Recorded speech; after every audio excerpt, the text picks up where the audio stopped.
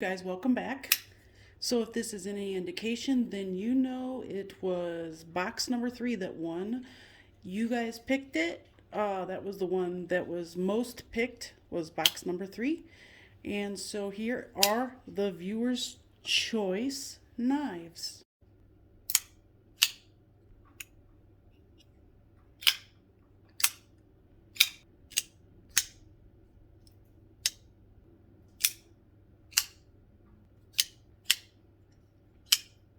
And here's the Delica, one of the easiest carries in my collection, probably. Well, as far as I think, yeah, I'd have to say this is definitely a contender for uh, at least one of the top 5 spots for easiest to carry knife.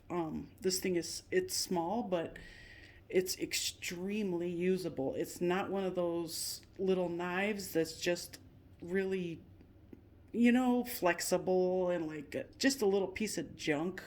This thing, it's got a substantial feel to it, even though it's so small and delicate. Yeah. But anyway, great knife. Probably one of the best carriers in the world, I would say. Next up, we have the Real Steel Luna. I got this. This was a special edition or it was an exclusive. I don't know if this was a special edition or an exclusive. At Knife Center anyway. This thing was 30 bucks. You can't really beat it. I mean, this is a great little slip joint. I love this. I'm not real big into slip joints, but this one, I don't know. There's something about it that stole my heart. Right now, I don't have the thumb stud on it, but I usually do have a thumb stud, but I'm borrowing it on another knife at the moment. But the quick stud is perfect for this one. It's the pocket clip is awesome. It's very minimalist and simple, and I just love that. It's extremely effective too. It's very deep carry. It's just a great little easy carry knife. This thing is awesome. Definitely, definitely a good little, easy carry. Definitely don't want to use this one hard. This is not a very robust knife, but it can be used as a backup or even a main. If this is just part of your suit, a little pen knife, maybe a little wider than a pen knife, but this is a great little user. If you're just slicing little stuff, this is perfect for it. Next up, we have right here is a rake. This is the S11-G, which I believe just stands for G10. This one's in 12C27, and I got this when I first started collecting. This one doesn't have a half stop or a quarter stop or anything, so for a little slip joint, you kind of have to be careful with this because it will slap shut on your finger. If you're not paying attention, it doesn't really have that half stop that a lot of people are used to, or a 3/4 stop, anything. But this is a great little slicer. If you only have room for something like this in your daily getup or as a backup, this is the perfect little guy for that. It's a pretty little knife too. I like the scales. The texturing they did on the G10 is great. I love, I mean, I think it's weird that they put this little serial number back there, but for some reason it just kind of fits on this knife, even though I don't know why it does. It just does. I also love the mirror finish, and this thing is a super, super slicer. It is really sharp too. I was very surprised at how sharp this one came. Yeah, so up next we have this one is a Boker, and it has a name I cannot remember. It is also in 12C27, and this is like the little tech something tech.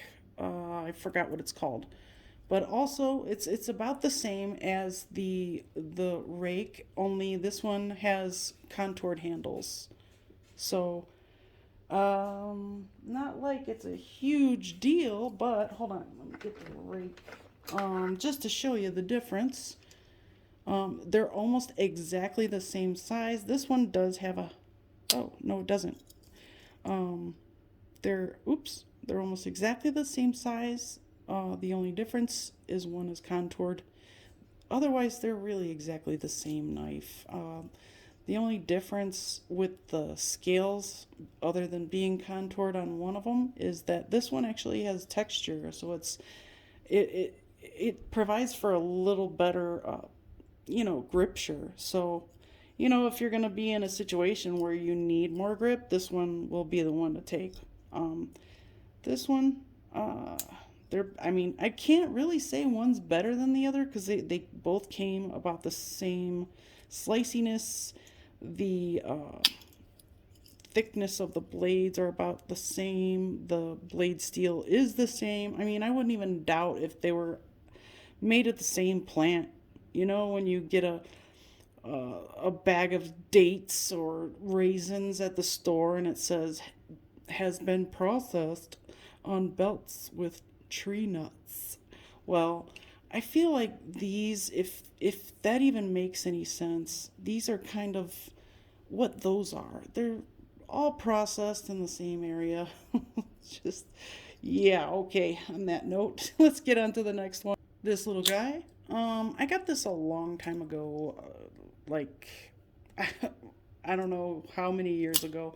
I don't carry it because it's worthless. It really doesn't work for anything at all. It's not sharp at all. It's what does that say? Oh, 440 stainless and made in China. I'm surprised it's even 440, to be quite honest. This thing is, I mean, for what it is, this little thing works though. It has never failed on me. I used to play with it all the time. I just fidget because it's so fun. It actually performs pretty well for the size of it and for what it is. I mean, I don't even know who makes it. I guess it's just China. This is a China auto. So, cool little knife though. Just a little gimmick type of thing. Fun, but, maybe a keychain type of thing. But, it's fun. That's all. And next up is this little guy. Okay, so I got this on Wish. I saw it on one of the things and I thought, oh my god, that's so cute. I have to have it.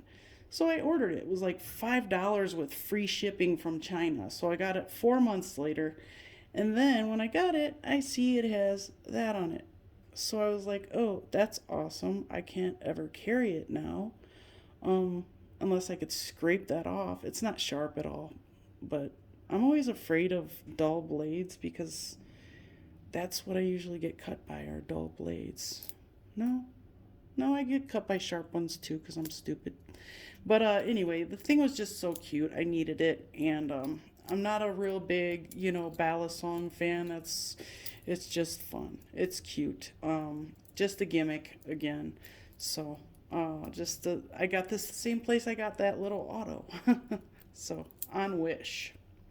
Anyway, that's that. I'm not trying to perpetrate with the Benchmade mark on there because the one I saw on the website did not have a mark. Up next is the CH. Now, the CHs are usually numbers. This one is the 3501 and has these titanium handles. I can't freaking speak. And this one's pretty sharp too. Like the CHs I got came really sharp. I sharpened the one that did not come sharp. I sharpened and it took a mean edge. I believe all of the ones I have are D2. They all have really great centering. They're great little knives. They don't have any jimping on the flipper tab, which is annoying. Same thing I'm encountering lately with the, or not lately, but all the time with CJRB. I was just talking about that on another video. But anyway, I got this one to, I wanted to, because it's super cheap. You can get a CH knife with titanium and D2 for so cheap. I think I got this for 35 bucks. It was ridiculous. So I thought I'm going to, you know, play around with the titanium and anodizing. And what I wanted to do was just start with some heat anodization. And so I did it with the clip, and it turned out this ugly ass color. So I decided to leave the scales alone, just because I don't want them to be ugly. I will just keep them the color that they are. So I have a couple of other CHs actually. Let's just, this is the one that I successfully, if you want to call it that, anodized the hardware, well, just the pivot and this scale. I actually made the mistake of anodizing this scale but not taking out the detent or over travel stop or anything like that, so I ruined it. Well, I got a hold of CH and I told them that the detent wasn't working anymore, and that I offered if I could buy this scale. I said I just need the locking scale, and it was like this huge ordeal because they had no idea what I was talking about, and I think it was just basically the language barrier. But anyway, what I did was I showed them, I sent them a video of how it was functioning, and literally it would not stay open at all. So they were like, we have an idea. We'll send you the locking side scale. And I was like, great idea. And I was like, how much? And they were like, free. And I was like, you're awesome. So that's what happened there. So yeah, that was a little tidbit to learn. Don't ever don't ever heat anodize your, you know, your over travel stop and your hardened steel insert or anything like that. Don't get, you know, the ceramic or the detent, because this one's steel. Don't try to anodize it. It's just a bad idea. Okay, so that's that one. Let's see if I could find the other. Oh, here, it's right on top here. This one, I love this little guy. This one has like a bronze lock side and pretty decent carbon fiber. This is the one I sharpened, and this is the one that actually made me hate sharpening D2. I hate to sharpen D2. I almost destroyed the tanto look. As you can see, it's kind of rounded off. I mean, I didn't really have that secondary point that a lot of tantos have on this one. It was more of a soft tanto, I guess you could call it. But I sharpened it. It is really sharp, but I never carry it. Just, I don't know why, I just don't. But I'll probably never sell it either. I put too much work into that blade. I'm never gonna sell it. Honestly, the Chinese D2 is freaking ridiculous. I love sharpening 154 cm or 12C27, and also 154 cm, I already said that, 14C28N. Those three are my favorites to sharpen. I think they're the easiest. I also sharpened an S35VN blade, and that one was ridiculously hard for me to sharpen anyway.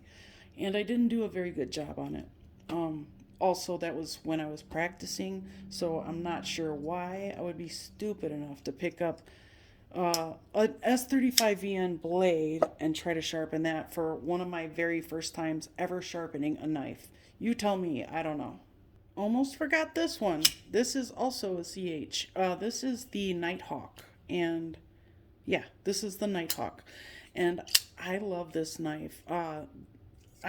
Whoa, I almost caught that the wrong way. I am going to sell this knife, and a couple other knives, But this is one of the first knives that I had ever bought that had fall shut action. Well, I can't say that because it was actually the Boker. The uh, CRKT Boker was my first knife with fall shut action. And that one is in a special place because it is customized. And I love that thing. I'll never get rid of it. But yeah, I have this one that I'm going to put up for sale. Even though it was a first of something for me, I never use it. And I just don't have that emotional attachment to it. So I'm going to sell it along with a couple others. So let me know if you guys would be interested, but that's not what this video is about. I just wanted to show it to you. It was one of the ones in the box, so there you have it. It is the Nighthawk.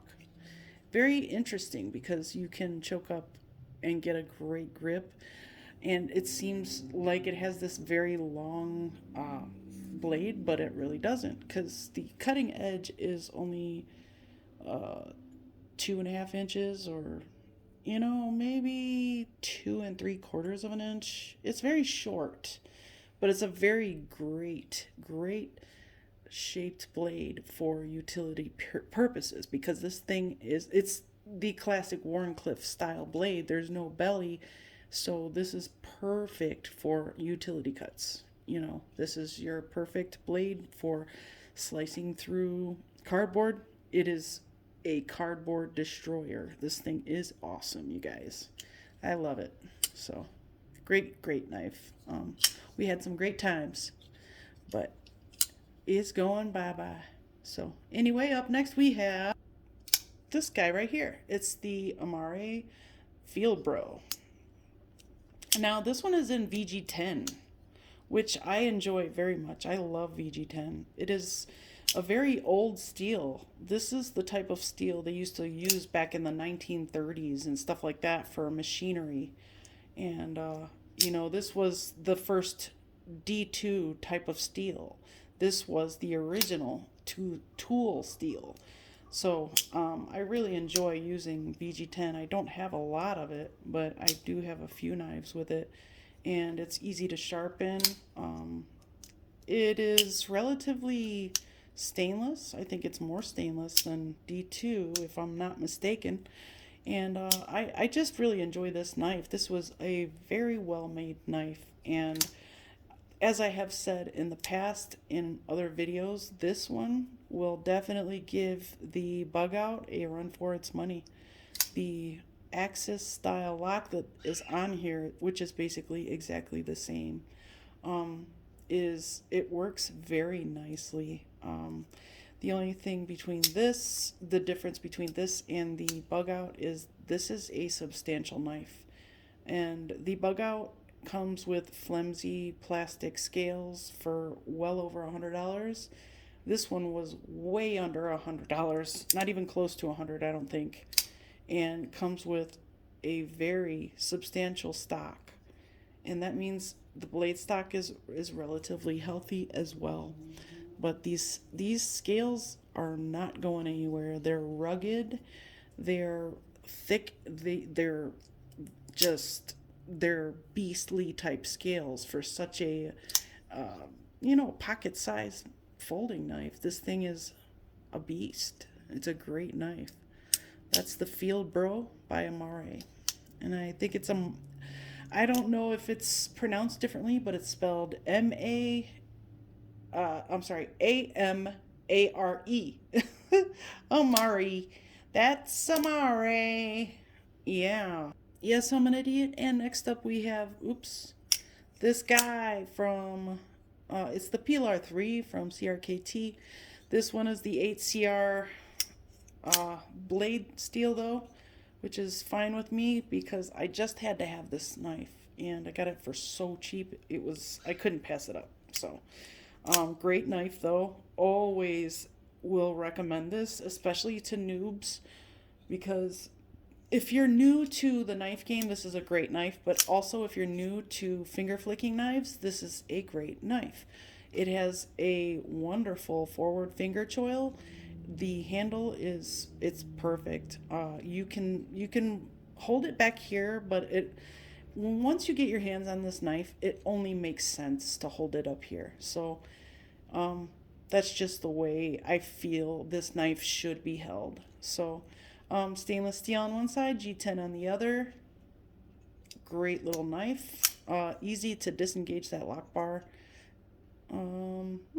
Pretty good pocket clip. Their pocket clips are stamp steel, semi-generic, but they're very good for the intended purpose. It's also, as you can see, nested into that scale. So that's awesome. I love when they put flat screws and they nestle it into that scale. So that's awesome. Awesome, awesome knife. I love it. Next up, we have the CRKT Little Jettison. This one has the titanium handles. I just had to get it for some reason, and there's nothing great about it. It has titanium handles, and I could afford it, and I really wanted titanium handles, so that's why I got it. This is basically a keyring knife. It has crappy blade steel, and that's the only thing cool about this knife is the shape, which is a cool shape, and the handles are titanium. This is 8CR, like every other knife CRKT puts out and still charges you $100 for. 8CR 13 MOV, and titanium. I mean, I don't know why I bought it, but I'm keeping it. It's got a cool shaped blade. I like that a lot. And then, since we're at it, let's look at this guy. This was an exclusive from Blade HQ. It is the Squid. I love this knife. This is a classic. This is the Blackwash D2 version, though. I was happy they came out with a different steel with this one. I had like 3 or 4 squids before, and I sold them all because I just didn't need all those. So what I did was I got some Blackwash and some Stonewash, and I swapped the blades and scales, and I swapped around some of the stuff, the hardware and all that good stuff, and I sold them, as customized squids. People would ask, how are they customized? And I would just say, I bought both kinds, swapped some stuff out, and I customized them myself. And they were still into it. So I was like, not lying or anything. I told them the truth when they asked. Yeah, as you can see, I have a big problem with getting this one out. But anyway, this will not be going anywhere. I like this one a lot. I enjoy the CRKT Squid shape. I think it's an awesome shaped knife. It's a great little hard user knife. It's small, good for EDC, a good women's knife. It's just a great little knife. Mine has shitty action. Sorry, guys. It has terrible action, but it's still fun to play with once you get your thumb working. It's still a little bit fidgety. But anyway, that's those two guys. Let's see what's next. We're going to touch on a couple of Petrified Fish here. This is the 858. I know there's another name for it. I just don't know the name for it. But this is a great little easy carry, great for females, great size for pockets, not wallets, but purses, things like that. So it's a smaller, easy carry type knife. D2 steel. I love the black and white scales, and I am slowly getting over. I'm over it. So it's a David Chen design. I think he's an in-house designer for Petrified Fish. If not the person who came up with Petrified Fish. I really don't know all of their background, but this is a really cool knife. It's great for backup use, but the palm swell is where it's at. And I love the fact that they mirrored the image in the blade shape. That is really cool. I know that some people hate recurves. I myself have never successfully sharpened a recurve blade, but someday I will. But anyway, that's the 858. Let's Let's look at a couple more here. Whoops. Okay, we'll just set that down. And this one is called I believe this is the Pioneer, actually, or otherwise known as the 979. Also in D2, that's pretty much all they use.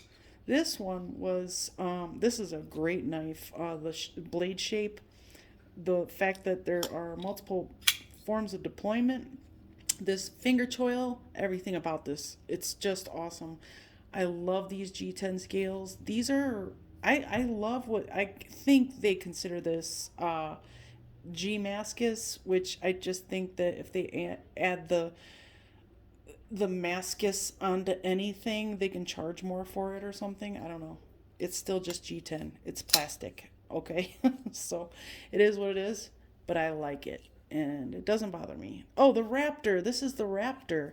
Maybe that one is the Pioneer. That could be, because I remember I have a subscriber. His name is Pioneer, and I remember talking about it once. That I think it's that one. That's the Pioneer. Oh my gosh. Hey, chime in, Pioneer, if you're out there. So there's the Raptor, I think the Pioneer, and we have a new fan favorite, the Beluga. This thing is awesome. I still don't know anything about this designer, but I do know it's something horn. Please forgive me. I am not trying to sin, but I can never remember his name. This is also considered the PFPO1 in K110. This is like Bowler D2. That's basically all it is. Bowler D2. So, and being bead blasted, it could possibly rust quicker. But I live in a a relatively dry climate, so I'm not too worried about it. Plus, I oil my blades on a regular basis. I'm getting ready to sell these, so if anybody's interested, let me know. I believe this has some other hardware that comes with it as well. I believe they sent out black hardware with it too, if I'm not mistaken. But this was an instant classic, you guys. This is an amazing knife. They made a mini as well, and I'm going to get it. The reason I'm selling this is because I would prefer to have my Carta version, and I'm just gonna sell some knives right now because I need to thin out the herd, if you know what I'm saying. Also, check out the tolerances. The ergos are amazing. The sharpening choil is perfect. This has a big belly that I love so much, and this fuller is not only functional but freaking gorgeous. This thing is beautiful, you guys. Beautiful drop point. Just great neutral ergos. And then with the extra hardware, you can't really go wrong, it's kind of cool that they include extra hardware. I'm not sure if they still do. I haven't bought anything from them for a while.